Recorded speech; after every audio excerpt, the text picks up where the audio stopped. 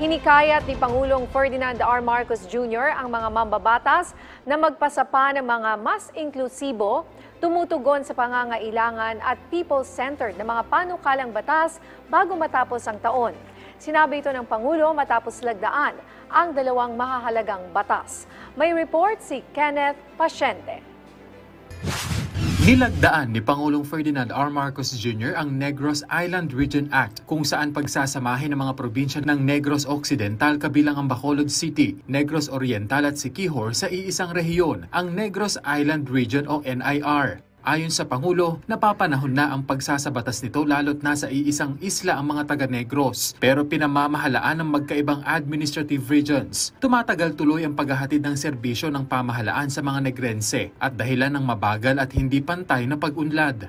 For decades now, Negrenses have endured the rigors of sea travel, unnecessary expenses, bureaucratic red tape, inefficiency that this arrangement has brought, especially when there is a need to urgently access government services from regional centers on other islands. Equally glaring is the uneven growth and the disparity of funding between the two provinces, which share many of the same natural resources and industries, such as sugar, tourism, renewable energy. Itutulak din ng pamahalaan na maging sentro ng pag-unlad sa Visayas ang NIR sa pamamagitan ng pagpapabilis ng socio-economic development at pagbibigay ng resources, investment at epektibong economic planning. Indeed, in unity there is always strength, and that is what we are building. And I trust that the people of the newly established Negros Island region will work together to complement each other's strengths to build a more united and flourishing Negrense community.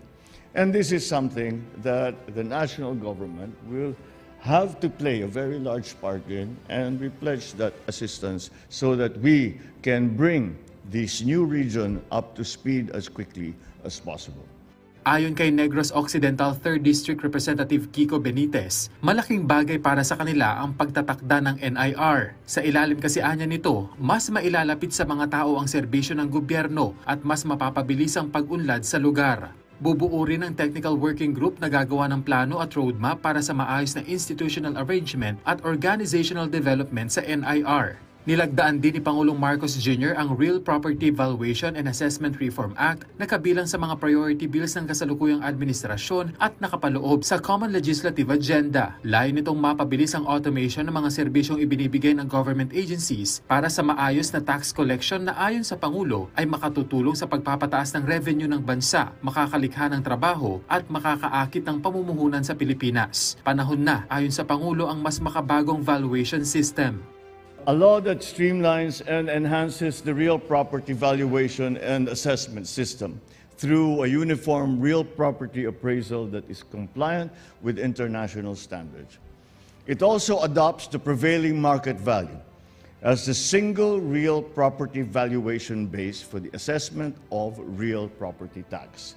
Sa ilalim nito, imo-modernize ang serbisyo ng LGU sa pamamagitan ng Real Property Information System para sa up-to-date electronic database ng real property transactions at declarations sa buong bansa. Hinikayat naman ni Pangulong Marcos Jr. ang mga ahensya ng gobyerno na mahusay na ipatupad ang mga bagong batas upang matiyak na mararamdaman ng publiko ang benepisyo ng mga ito. Sinabi rin ng punong ehekutibo na sisikapin ng pamahalaan, katuwang ang dalawang kapulungan ng Kongreso na maipasa ang iba pang priority bills bago matapos ang taon upang mas maiangat ang antas ng pamumuhay ng bawat Pilipino.